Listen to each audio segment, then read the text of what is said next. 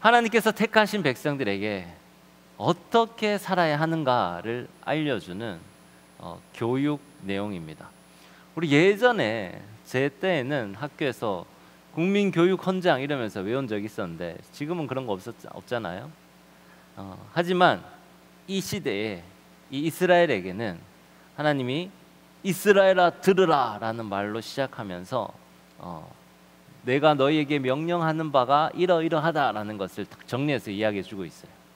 그래서 이스라엘아 들어라 이 말을 이제 히브리어로 하면 쉐마가 됩니다. 그래서 쉐마 이렇게 많이 들어보셨죠? 이스라엘아 들어라. 그러니까 쉐마라고 하면 하나님의 명령을 듣자라는 걸 이제 기본으로 하고 있는 거예요. 그럼 도대체 그 명령이 뭔데? 이런 질문을 하게 되겠죠. 사실 이스라엘과 우리나라는 거리상으로도 멀고 또 유대교의 관습과 문화 그리고 우리나라 기독교의 관습과 문화도 너무 차이가 많이 나기 때문에 사실 이스라엘아 들으라 이 말이 우리에게 확 와닿지 않을 수 있어요. 하지만 바울이 분명히 얘기를 했습니다. 예수님을 믿는 우리도 아브라함의 자손 하나님의 상속자 이렇게 분명히 말씀했어요. 그러니까 이스라엘에 우리가 살지 않아도 이스라엘 민족의 핏줄을 받지 않았어도 우리가 예수님을 믿는다면 우리 또한 마찬가지 아브라함의 자손이고 후손이다라고 바울이 이야기했다라는 거죠. 갈라디아서 3장 29절에 보면 이렇게 이야기합니다. 우리 함께 한번 읽어볼까요? 시작.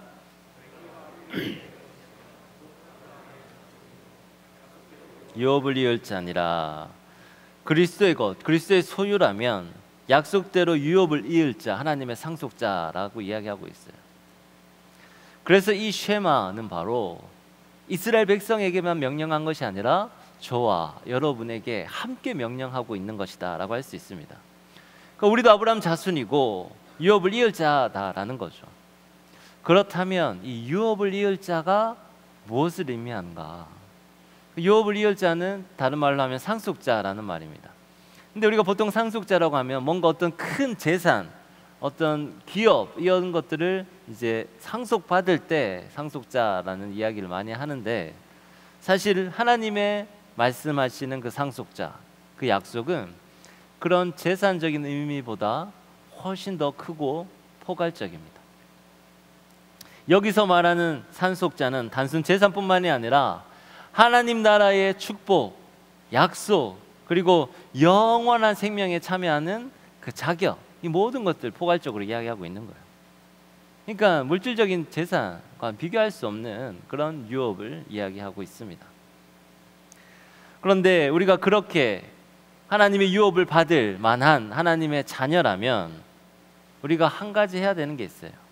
뭐냐면 누구든지 이 광야의 훈련을 통과해야 합니다. 그 광야의 시간을 통해서 우리가 하나님의 말씀에 완전히 순종할 수 있는 체질로 바뀌기 때문이에요.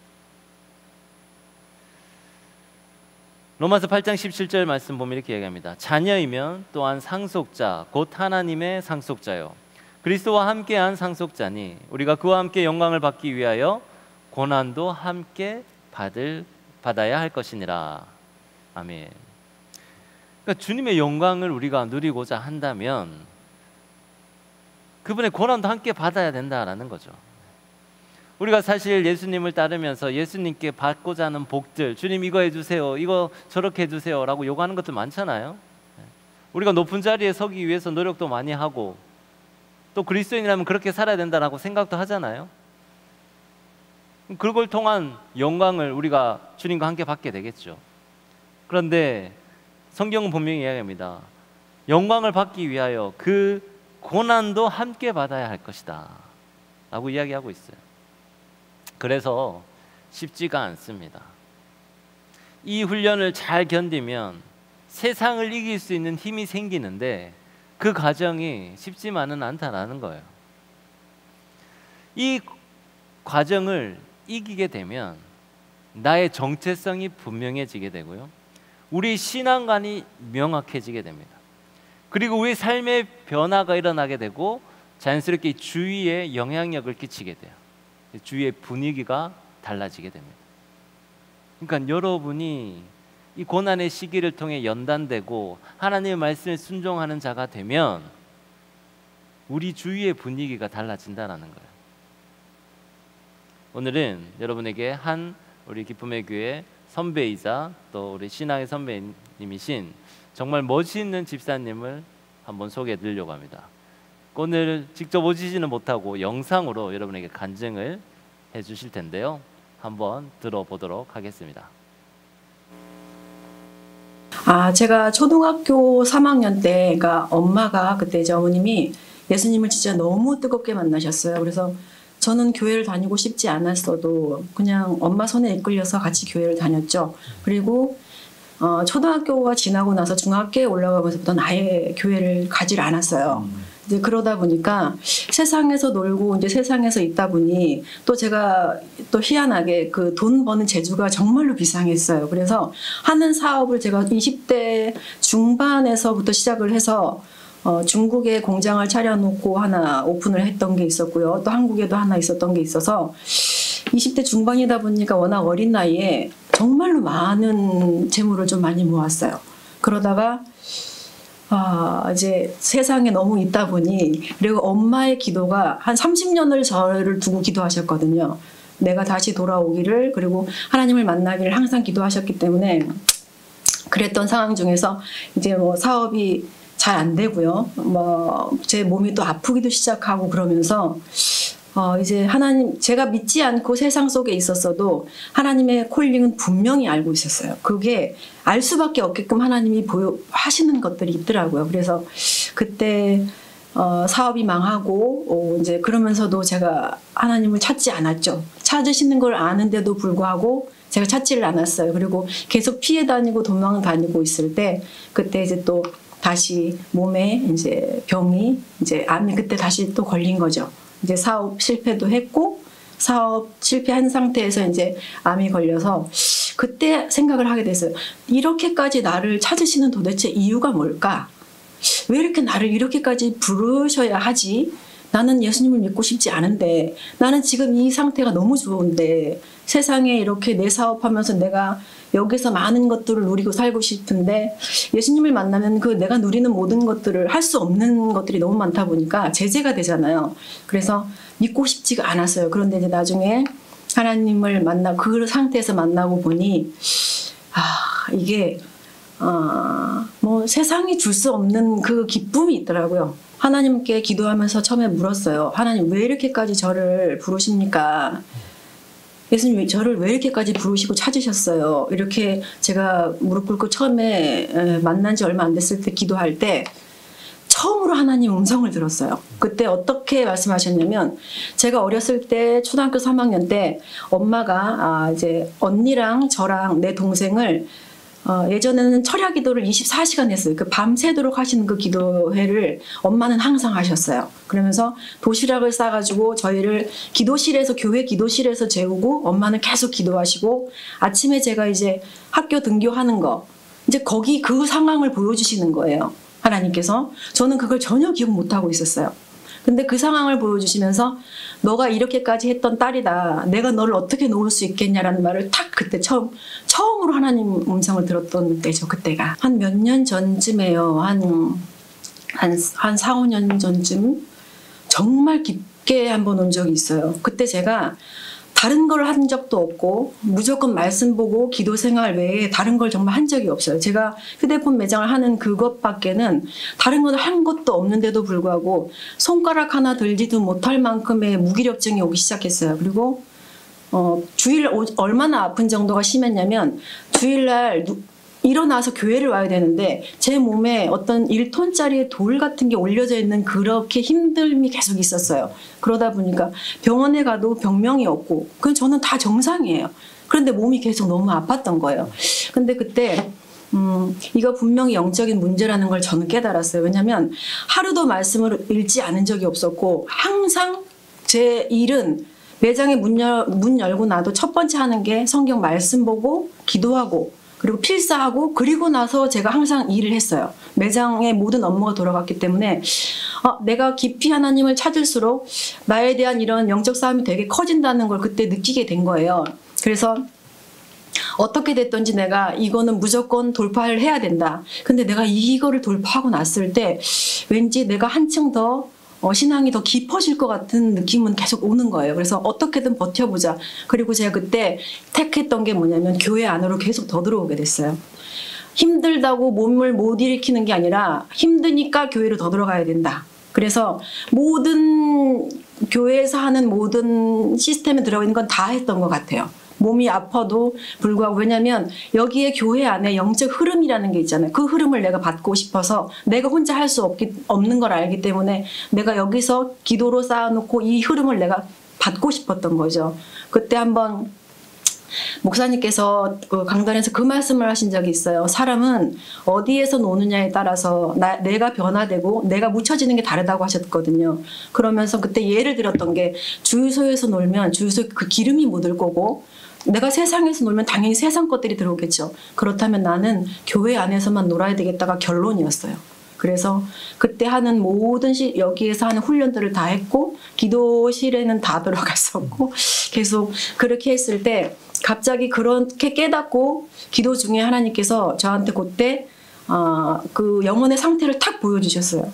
제가 그 몸에 뭐 정말 큰 쇠사슬 같은 게 몸에 다 둘러져 있더라고요. 그리고 양쪽 사이드 여기 딱 끝에 큰 쇠로 된 자물쇠가 2개가 달려 있는 거예요. 근데 그거를 하나님이 딱 보여주시면서 이것이 영적 지금 너의 상태다라고 말씀을 하셨어요.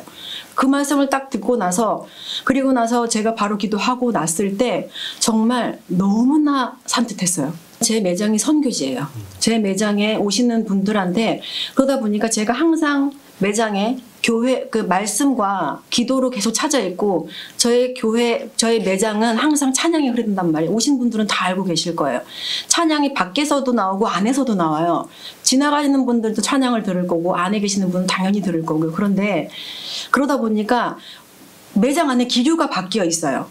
저는 어느 순간 그거를 느끼겠다. 매장 안에 기류가 바뀌어 있다 보니까 그 앞에 요양병원에 그 알코올 중독자 그분들이 막 다 들어와도 제가 하는 게 아니라 그 자리에 제가 기도하고 찬양 틀고 한 것밖에 없는데 하나님께서 은혜로 그들의 귀를 열어주시더라고요. 그들의 마음을 열어주시더라고요. 하나님. 그래서 저는 딱 그 느낌 받아서 바로 선포하면 되는 거예요. 예수님은 당신을 사랑하시는데 이렇게 술을 드시면 안 돼요 라는 말서부터 시작해서 설명이 되는 거예요. 하나님이 그 귀를 열어주시더라고요. 제가 그 매장 자체를 선교지로 만들었을 때부터 일은 하나님이 하셨어요. 이미. 크리스찬들 중에서도 굉장히 부정적인 마인드를 갖고 있는 사람들이 너무나 많다는 걸 저는 느꼈어요. 말하는데 저게 될까? 첫 마디가 무언가를 시키면 가능해? 에이. 이게 먼저 나오는데 생각의 흐름이 바뀌어요. 완전히 바뀌어야 돼요. 저는 정말 아무것도 없을 때 제 별명이 선인장이었어요. 사망에 갖다 놔도 너는 어떻게든 살아.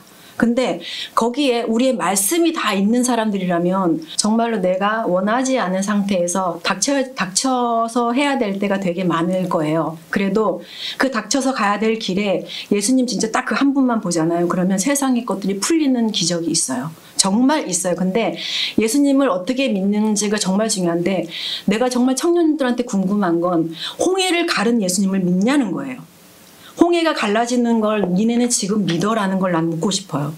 바다가 갈라지는 거 난 못 믿어요가 아마 90%일 것 같아요. 왜냐하면 저도 그랬어요. 안 믿어지더라고요. 아무리 그게 갈라졌을까? 그런데 어느 한순간에 홍해를 가른 하나님을 딱 믿기 시작하니까 세상에 그 어떤 것들이 들어와도 두렵지가 않은 거예요. 내가 그런 하나님의 자녀이기 때문에. 그리고 지금 상황에서도 세상 사람들의 기준에 봤을 때는 제가 지금 굉장히 힘든 수준으로 돼 있어요. 돼야 돼요. 지금 그렇게.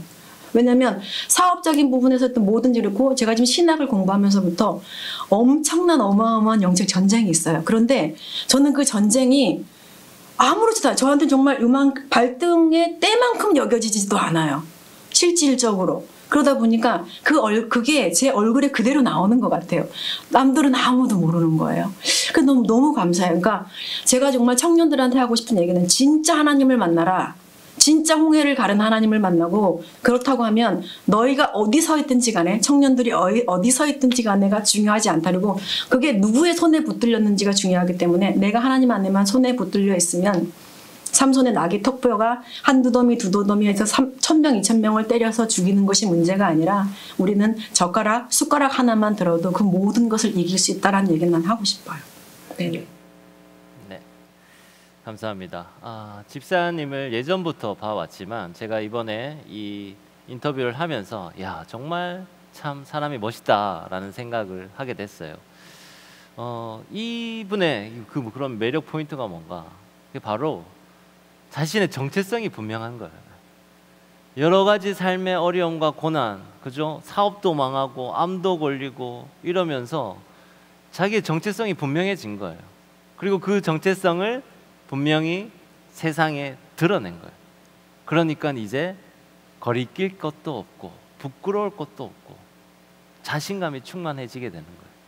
세상에는 세상의 위치와 또 얼만큼 부를 가졌냐 이걸로 사람들은 판단하지만 이제 더 이상 이분은 그걸로 자기의 가치 판단이 되지 않는다는 걸 알게 된 거예요. 그렇게 사는 게 쉽지 않습니다, 여러분. 그렇기 때문에 나이가 들수록 그렇게 사기가 점점 더 어려워져요. 그런데 그렇게 사는 사람들을 만나면 그분이 남자든 여자든 멋있다라는 생각이 들게 되는 거죠. 여러분도 그렇게 자기의 정체성이 분명하여져서 이 세상 속의 자신을 그리스도인이라고 자신 있게 드러내는 여러분이 되시길 간절히 소망합니다. 이스라엘도 그러한 인식이 분명히 있었어요. 자신이 하나님의 선택받은 민족이다라는 분명한 정체성을 가지고 있었습니다. 그 정체성을 바르게 인식시켜주는 그 교육법이 바로 쉐마인데요. 쉐마는 유대인 가정에서 아침, 저녁으로 암송하는 그런 기도문입니다. 그 내용이 무엇인지 살펴보면 첫 번째, 하나님을 사랑하라라는 거예요. 쉐마 이름 바로 하나님을 사랑하라라는 거예요. 신명기 6장 5절 말씀인데요. 우리 함께 한번 읽어볼까요? 신명기 6장 5절 시작. 너는 마음을 다하고 뜻을 다하고 힘을 다하여 내 하나님 여호와를 사랑하라. 아멘. 이 신명기 6장 1절에서 9절 말씀이 쉐마의 말씀인데 이스라엘아 들어라. 근데 거기에 첫 번째 하는 말씀이 바로 마음을 다하고 뜻을 다하고 힘을 다하여 내 하나님을 사랑하라 라고 말씀하시는 거예요. 하나님은 여러분을 사랑하셔서 저를 사랑하셔서 이 땅 가운데 독생자를 보내주셨습니다.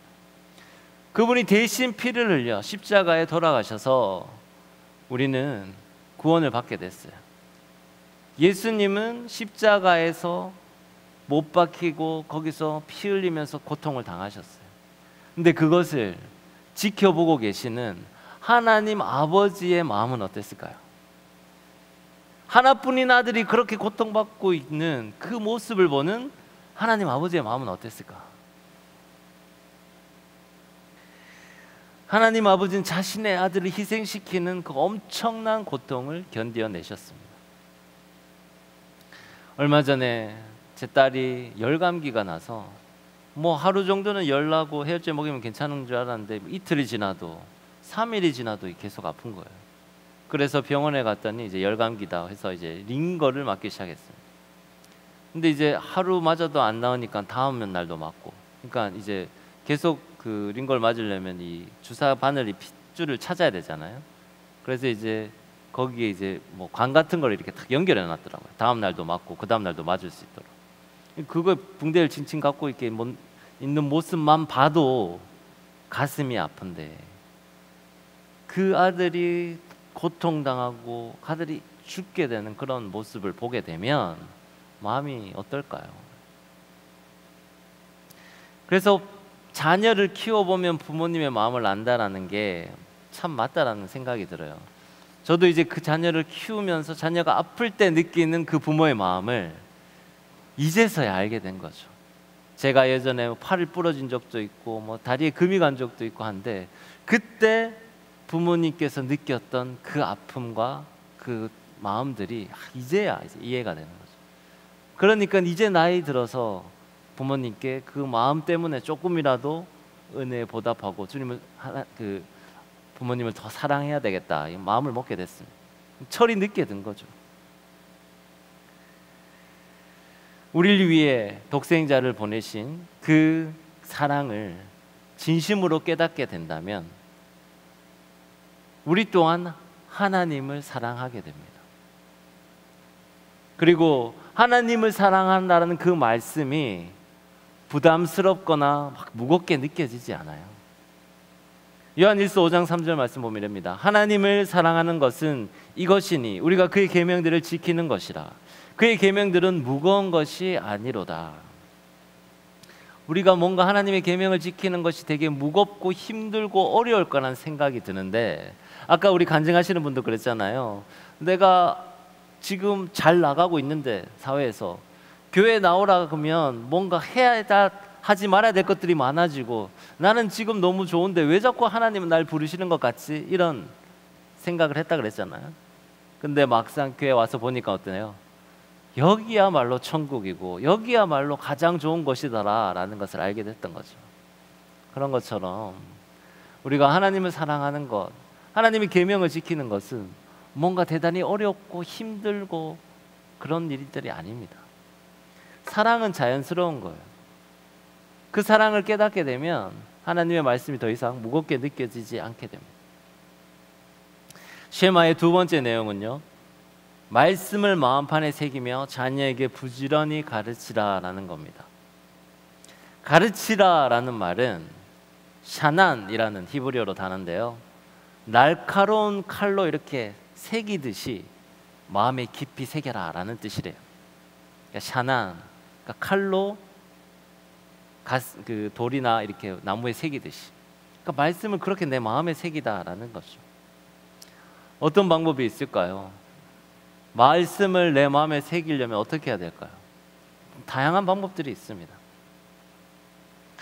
우리가 만약에 이제 여러분의 남자친구, 여자친구가 있다고 생각해 봅시다. 원래는 이제 이 말씀은 자녀한테 그렇게 가르치라라는 건데, 우리는 아직 자녀가 없으니까 옆에 있는 친구들 또 뭐 생각해 보면, 우리가 친구와 교제할 때, 데이트를 할 때 자연스럽게 말씀을 나누는 거죠. 내가 오늘 이 말씀을 읽었는데 이 말씀이 뭔가 나에게 새롭게 다가오더라. 근데 이 말씀 잘 이해가 안 되더라. 혹시 넌 그 뜻에 대해서 아니? 오늘 설교 말씀, 지난주 설교 말씀 목사님 말씀하는데 참 좋더라. 이 말씀은 어떻게 생각하니? 이런 것들, 그게 말씀을 가지고 이야기를 나누는 거죠. 어떤 우리 모임 가운데 가족 이야기를 하다가 어떤 한 자매의 가족은 꼭 누군가가 출근하거나 외출하면 그 가족들이 그냥 잘 다녀와 이런 게 아니라 꼭 방에 나와서 인사를 하고 안아주고 그렇게 그 집에 밖을 보낸다, 이런 이야기를 들었어요. 너무 좋은 문화죠. 그런 것처럼 여러분도 누군가에게 일어날 때, 이야기할 때 그분에게 꼭 잘 다녀오라고 이야기하면서 인사를 하고 또 좋은 말로 축복을 해주는 거죠. 오늘 하루도 하나님께서 너에게 은혜가 가득 넘치기를 바란다라는 좋은 말들 있잖아요. 그냥 단순히 샬롬 이것도 괜찮고요. 복 받으실 거예요 이렇게 인사하시는 분도 있었는데 그 말도 전 참 좋더라고요. 그분이 복 주는 게 그냥 이 세상의 복이 아니라 하나님이 주신 복이다라는 걸 생각하면 그런 말도 참 좋아요. 그래서 여러분이 축복의 멘트, 또 좋은 은혜의 멘트들을 여러분 친구들, 가족들에게 하는 것도 좋은 방법입니다. 잠자기 전, 일어나기 전에도 말씀으로 하루를 시작하고 마무리하는 것도 좋은 습관입니다. 자기 전에 말씀을 묵상하고 자는 청년들 있어요. 또 아침에 일어나서 큐모닝으로 시작하는 청년들도 있어요. 그건 바로 하루의 리듬을 새롭게 말씀으로 시작하는 건데, 이게 너무 좋은 습관이라는 거죠.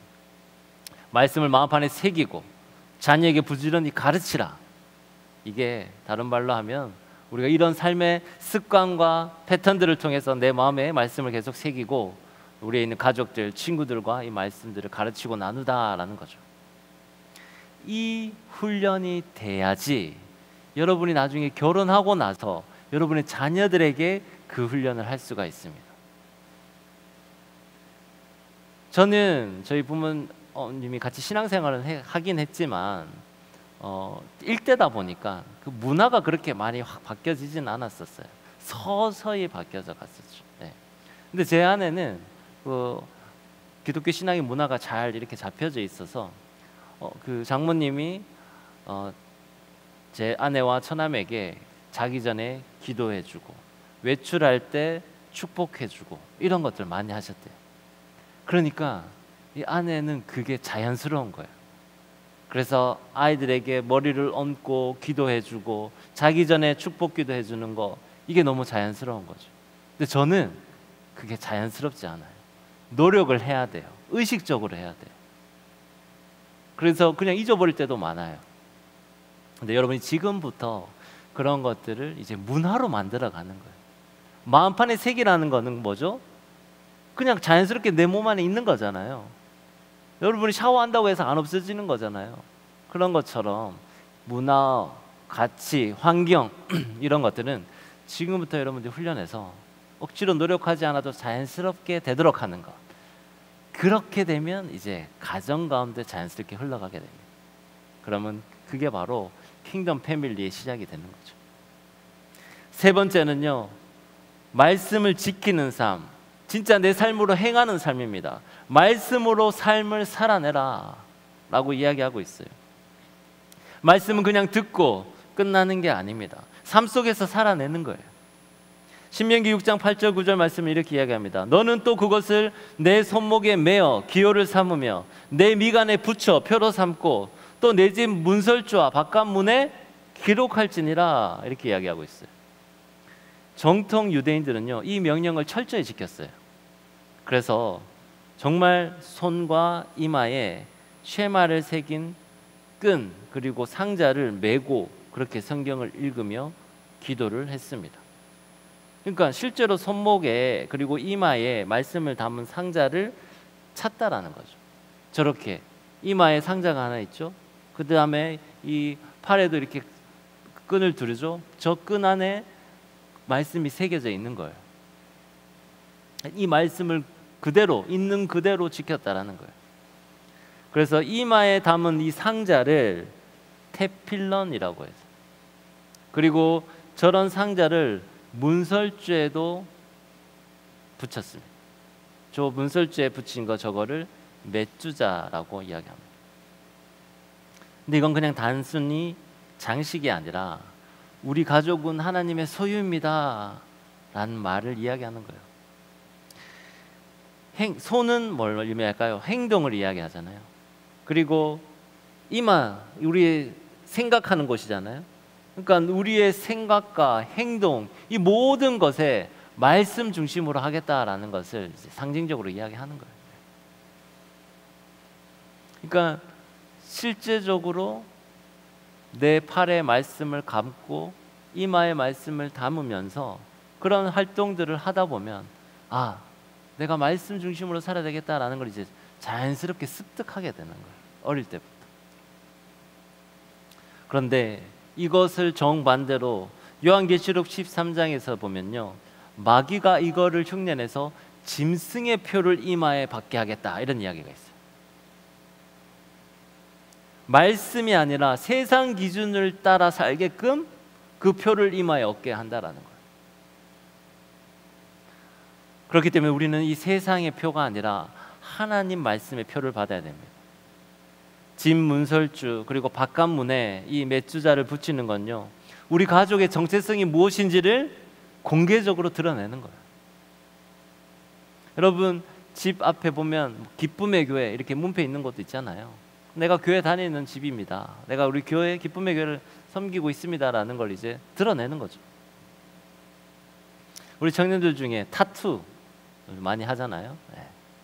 뭐 이게 십자가 타투 있는 청년들도 있고, 또 뭐 간혹가다 이제 말씀을 가지고 하는 타투도 봤는데, 대부분은 그냥 일반적으로 대부분 철없을 때 그냥 멋있어 보이기 위한 멋진 문구나 뭐 이런 것들이더라고요. 그래서 후회를 많이 하더라고요. 그리고 예수님을 제대로 믿고 나서는 이제 그런 거 했던 걸 부끄러워하기도 하고 합니다. 저는 뭐 타투를 하는 거에 대해서 뭐 의견은 없지만, 여러분, 말씀의 타투, 말씀을 마음판에 새겨서 영원히 지워지지 않도록 하는 그런 타투를 하시기를 간절히 소망합니다. 겉으로 드러나는 그런 거 말고 정말 내 마음 가운데 내가 말씀으로 살아야 되겠다. 하나님이 원하시는 그런 표를 드러내며 자랑하며 살아야겠다라고 다짐하는 저와 여러분이 되길 바래요. 예전에 이제 운전을 하는데 어떤 한 난폭한 운전자가 중간에 저를 끼어들었어요. 그래서 갑자기 마음 가운데 이제 화가 확. 그래서 저는 원래 이제 운전을 살살 하거든요. 근데 그날은 참지 못하고 이제 다시 이렇게 옆에 차를 쫙 대가지고 창문을 탁 내리려고 하는 순간 멈췄어요. 왜 그랬을까요? 제가 이 셔츠를 입고 있었거든요. 내리다가 다시 올렸어요. 여기 십자가 있잖아요, 그죠? 이거 보면 누구나도 신부님이랑 또 다 다르잖아요. 그러니까 내리다가 멈췄어요. 그러니까 이 옷 하나가 그 순간 제 정체성을 나타나면서 제 행동을 조심하게 만들었던 거예요. 근데 이건 겉으로 드러나는 거칠애일 뿐이고 내 마음에 화는 이미 있었고 그런 거 말고 여러분 마음 가운데 진정으로 하나님 말씀을 마음에 새겨서 그 말씀대로 살아가겠다라고 고백하는 그런 마음의 표가 있어야 된다. 그래서 우리는 지금부터 그리스도인으로서의 정체성을 분명히 가지고 말씀으로 무장을 해야 합니다. 여러분과 여러분의 가정들이 하나님의 인침, 하나님의 그 표를 받고 하나님의 곳간에 들어가는 처음 익은 열매가 되시기를 간절히 소망합니다. 바울은요, 그 갈라디아 성도들에게 이렇게 고백을 했어요. 갈라디아서 4장 19절 말씀인데요. 나의 자녀들아, 너희 속에 그리스도의 형상을 이루기까지 다시 너희를 위하여 해산하는 수고를 하노니. 해산하는 수고를 한다고 했어요. 갈라디아 교회를 바울이 세웠는데 그럼에도 불구하고 갈라디아에서 여러 가지 시험과 어려움에 빠지니까 내가 다시 해산하는 수고만큼 어려움을 가지더라도 너희들을 위해서 헌신하겠다라고 고백을 해요. 여러분이 누군가가 한 새 신자를 마음에 품고 그 사람을 잉태하고 그 사람이 바른 신앙생활을 하도록 만들어가는 과정이 아이를 낳는 만큼 힘들고 고통스러운 일이라는 거예요. 하지만 그렇다고 해서 우리가 안 할 수가 있나요? 여러분의 자녀한테 이제 그런 신앙의 계승을 해야 되는데 조금 힘들다고 포기할 건가요? 여러분이 이제 가정을 만들어서 여러분의 자녀를 통해서 신앙 전수를 해야 되는데 킹덤 제너레이션을 만들어 가야 되는데 그 과정은, 그 어려움은 정말 해산의 고통처럼 쉽지 않은 일이다라는 것을 이야기하고 있습니다. 하지만 그렇다고 해서 우리가 포기할 수는 없습니다. 그때 이걸 잘하기 위해서 지금 훈련을 해야 돼요. 지금 광야의 시간을 헤쳐나가야 되는 거예요. 사망의 음침한 골짜기를 지금 걸어가도 하나님께서 우리와 함께 하신다는 걸 믿으면서 두려움 없이 걸어가는 저와 여러분 되시길 간절히 소망합니다. 이제 여러분이 가정을 이루고 여러분의 자녀가 생기면 그때는 지금의 수고가 절대 헛되지 않을 겁니다. 하나님이 원하시는 아름다운 킹덤 패밀리를 만들고 우리 신앙의 유산을 잘 전승해서 여러분 모두가 다 킹덤 제너레이션의 그 축복을 받기를 주님의 이름으로 축원합니다.